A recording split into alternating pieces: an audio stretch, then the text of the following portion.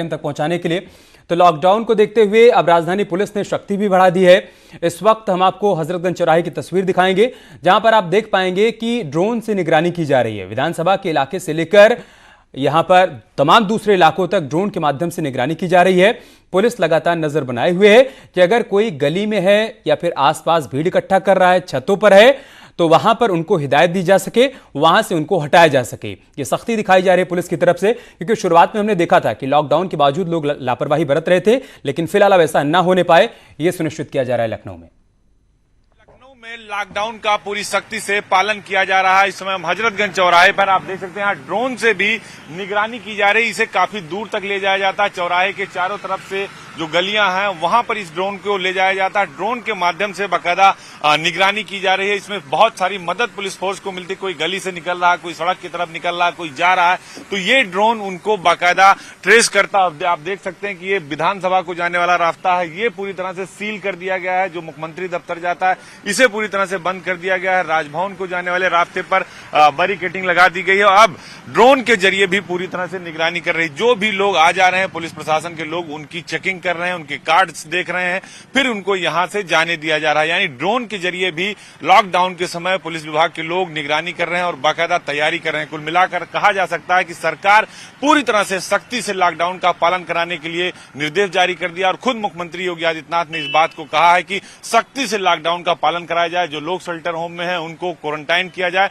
ऐसे में साफ है कि सरकार पूरी तरह से इस सख्ती से लॉकडाउन का पालन करा रही है और सभी सड़कों पर, सभी चौराहों पर गश्त बढ़ा दी गई है। मोहल्लों में, कस्बों में पेट्रोलिंग बढ़ा दी गई है और अब सख्ती से लखनऊ में आपको लॉकडाउन का पालन करता दिखाई दे रहा है। वीडियो जर्नलिस्ट अखिलेश साथ अजीत सिंह, न्यूज 18 लखनऊ।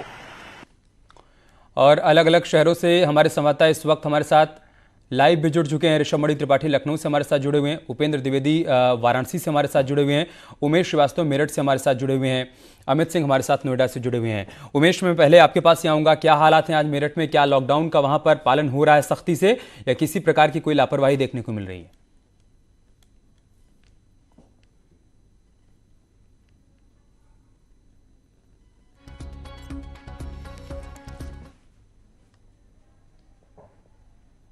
में 19 विदेशी धर्म प्रचारक तलाशे गए थे और मेरठ में अब परतापुर इलाके में काशी गांव में वहां भी कई जमाती ट्रेस किए गए हैं, उनको तलाशा गया है और उनको क्वारंटाइन कर दिया गया है, होम क्वारंटाइन कर दिया गया है। 19 विदेशी धर्म प्रचारकों को भी होम क्वारंटाइन कर दिया गया है। लॉकडाउन की जहां तक स्थिति है, मैं अपने कैमरा पर्सन अभिषेक शर्मा से कहूंगा कि दिखाएं यहाँ की तस्वीरें कि किस तरह से यहाँ पर लॉकडाउन का पालन हो रहा है। पुलिस के ये जवान यहाँ मुस्तैद है, थोड़ा सा वॉक करके भी आगे चलेंगे और दिखाएंगे कि किस तरह से यहाँ पर बैरिकेडिंग लगी हुई है, पुलिस की गाड़ियां यहां पर खड़ी हुई हैं और जितने भी लोग निकल रहे हैं उनसे पूछा जा रहा है कि वो कहां जा रहे हैं। ये छावनी परिषद की गाड़ियां आप देख सकते हैं, ये गाड़ी आप देख सकते हैं, जो आवश्यक सेवाओं की गाड़ियां हैं वही इस वक्त सिर्फ सड़क पर दौड़ती हुई नजर आ रही हैं।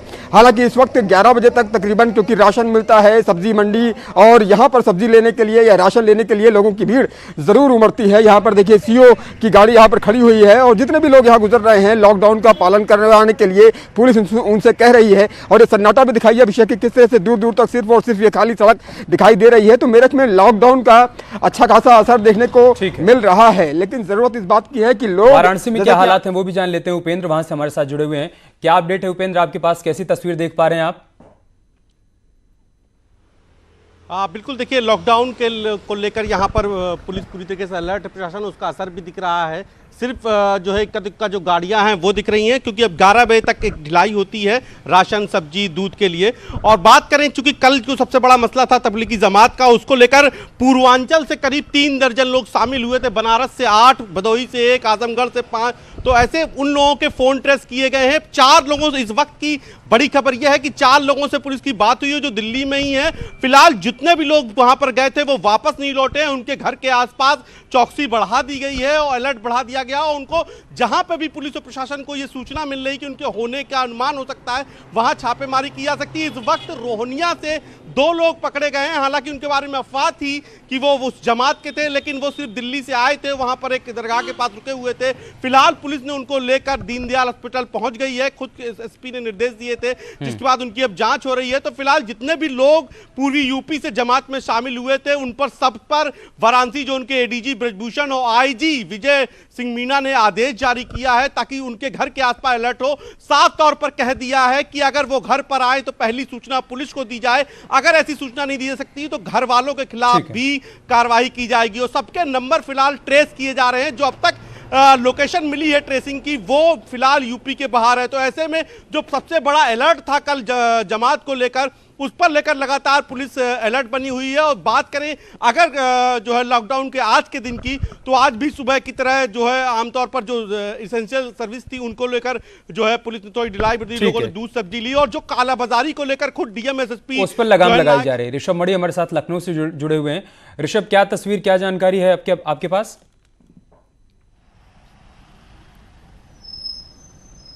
अमित, देखिए, इस लॉकडाउन के दौरान और कोरोना संकट जो चल रहा है इसमें पुलिस की भूमिका अलग अलग होती चली जा रही है। एक रूटीन पुलिस की ड्यूटी जो लगी हुई है, मैं अपने कैमरा पर्सन से कह सकता हूं वो दिखा दें। यहाँ पर जो रूटीन पुलिस को चेकिंग करनी है, वाहन पास चेक कर रहे हैं, वो पुलिस अपनी ड्यूटी करती दिख रही है। लेकिन इसी के साथ ही पुलिस की भूमिका बहुत तेजी से बदली है। अब पुलिस उन धार्मिक संस्थानों के, उन धार्मिक स्थलों की चेकिंग में लग गई है जहां पर ऐसा माना जा रहा है कुछ विदेशी संदिग्ध आकर रुके हों। एक रोल ये हो गया। तीसरा रोल पुलिस का हो गया है कि अब राशन की दुकानों पे बैंक आज से ड्यूटी सामान्य तौर पर चलने लगी हैं। बैंक में भी 10 से 4 की ड्यूटी हो गई है और राशन की दुकानों को आज से चालू कर दिया है। तो पुलिस की एक बड़ी जिम्मेदारी राशन की दुकानों और बैंक के बाहर भी हो गई है। अब तीसरी जिम्मेदारी हो गई है यूपी के वो 157 लोग जो निजामुद्दीन में तबलीग जमात में शामिल हुए थे। हालांकि अभी सोर्सेज ने मुझे कंफर्म किया है कि 157 में से 137 की लोकेशन फिलहाल नई दिल्ली में ही है। 9 लोग पश्चिम के कुछ जिलों से पुलिस के पास हैं जिनको इस वक्त क्वारंटाइन किया गया है। 10 लोगों को फिलहाल तलाशा जा रहा है। तो पुलिस की भूमिका इस लॉकडाउन के दौरान बहुत ही चुनौतीपूर्ण है। रूटीन चेकिंग भी करनी है, लॉकडाउन का उल्लंघन नहीं होने देना है, उल्लंघन होता है तो कड़ी कार्रवाई करनी है। राशन की दुकानों पर, बैंक के बाहर सोशल डिस्टेंसिंग का पालन करवाना है। धार्मिक स्थलों में जो विदेश से आए हुए लोग हैं उनको तस्दीक करनी है, उनको क्वारंटाइन करवाना है और उनको उनके स्थल तक ही सीमित रखना है। तो ऐसी तमाम जिम्मेदारियां हैं जो पुलिस के ऊपर बढ़ती चली जा रही हैं। और लॉकडाउन के उमेश, ये सब हो पा रहा है क्या? ऋषभ जिन बातों का जिक्र कर रहे हैं कि एक तो आज से राशन का वितरण भी हो रहा है, पुलिस की जिम्मेदारी है कि उसको भी सही तरीके से संचालित करवाया जाए। इसके अलावा बैंकों की टाइमिंग भी आज बढ़ गई है, वहां पर भी व्यवस्था बरकरार रहे, ये भी पुलिस को ध्यान रखना है। साथ ही साथ जो लोग जमात में शामिल हुए थे उनकी तलाश भी करनी है पुलिस को। तो क्या ये सब कुछ मुमकिन है, पुलिस के लिए संभव हो पा रहा है या किसी प्रकार की कोई चुनौती खड़ी है?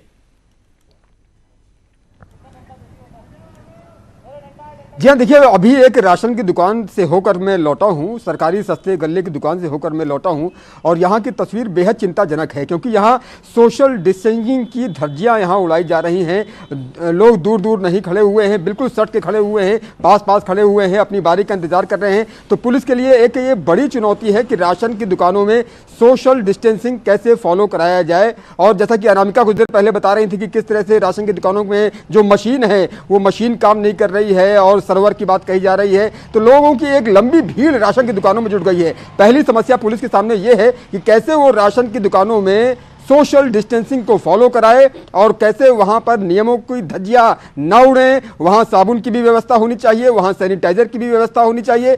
ये एक महत्वपूर्ण चिंता वाली बात है। और दूसरी बात जो आप कर रहे थे कि बैंकों में भी आज टाइमिंग बढ़ गई है। बैंकों की जहां तक हम बात करें तो बैंकों में यकीनन वहां सोशल डिस्टेंसिंग को फॉलो किया जा रहा है। एक रस्सी लगा दी गई है, उस रस्सी के पीछे ही जो उपभोक्ता हैं, ग्राहक हैं, वो रहते हैं। तो बैंकों की हालत तो हम कुछ सामान्य कह सकते हैं, लेकिन राशन की दुकानों की हालत बेहद गंभीर है। और तीसरी जो महत्वपूर्ण बात आप पूछ रहे थे कि जो जमाती लगातार ट्रेस किए जा रहे हैं, और जैसा कि मैंने बताया कि मेरठ के विभिन्न मस्जिदों में, सरधना की मस्जिद में, मवाना की मस्जिद में, अन्य मस्जिदों में भी जमाती ट्रेस किए गए हैं और कंटिन्यूअसली इनको होम क्वारंटाइन किया जा रहा है। तो ये समस्या तो पुलिस के सामने है ही। तो पुलिस के सामने इस वक्त 3 समस्याएं एक साथ मुंह बाए खड़ी हैं। तो निश्चित तौर पर पुलिस के लिए चैलेंज, पुलिस के लिए चुनौती बड़ी है।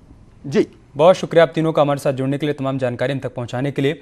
तो कुल मिलाकर लॉकडाउन में आपसे भी सहयोग की अपील लगातार की जा रही है। पुलिस के सामने एक बड़ी चुनौती है पूरी व्यवस्था को बनाए रखना। इसमें अगर आप सहयोग करेंगे तो पुलिस के लिए थोड़ा सा आसानी हो जाएगी। वहीं लॉकडाउन को देखते हुए इटावा में ग्रामीणों ने एक पहल की है। लोहन्ना गांव के लोगों ने गांव के प्रवेश द्वार पर एक बैरियर लगा दिया है और हर आने जाने वाले को रोककर उनको जांच के लिए अस्पताल भेजा जा रहा है, जबकि कुछ लोगों को क्वारंटीन करने के लिए स्कूल में बिस्तर भी लगाकर वहां पर भेजा जा रहा है और साथ ही ग्रामीणों के हाथ भी धुलवाए जा रहे हैं।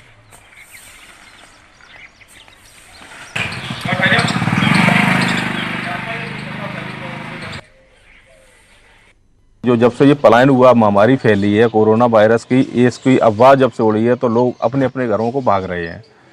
तो अब उसके बचाव के लिए मैंने यहाँ, मेरे गांव की मेन रास्ता है तो हमने यहाँ पे बैरिकेडिंग करा रखी है कि जो भी आता है पहले यहाँ पे आके हमें एंट्री कराए और उन लोगों को पहले अस्पताल भेजते हैं कि अपना मेडिकल चेकअप करा के आए। मेडिकल चेकअप में अगर रिपोर्ट सही आती है तो कुछ लोग हमारे यहाँ स्कूल में हमने व्यवस्था कर रखी है, बगल में स्कूल है, ये कमरे बने हैं, सारी व्यवस्था यहीं पर रोकने की, उनकी खाने पीने से सारी व्यवस्थाएं कर रखी हैं। जो भी बाहर का आता है उसके लिए स्कूल में जो है बिस्तर पड़े हुए, चारपाई पूरी, भोजन की व्यवस्था है और जो बाहर के आते हैं उनको चेकअप करके जो है अस्पताल में भेज दिया जाता है। वहीं तबलीगी समाज को देखते हुए यूपी में भी अलर्ट जारी कर दिया गया है। सीएम योगी आदित्यनाथ ने निजामुद्दीन में शामिल हुए लोगों को चिन्हित कर उनका मेडिकल चेकअप कराने का आदेश दिया है। हमारे संवाददाता अजीत सिंह ने इस पर एक रिपोर्ट तैयार की है, आइए आपको दिखाते हैं। यूपी में तबलीगी समाज को लेकर मुख्यमंत्री की तरफ से सख्ती बरतने का निर्देश दिया गया। साथ ही राजधानी लखनऊ में अब तक 24 लोग ऐसे हैं जो विदेशों से आए थे और मस्जिदों में रह रहे थे, जिसमें 14 बांग्लादेशी हैं और 10 कजाकिस्तान के।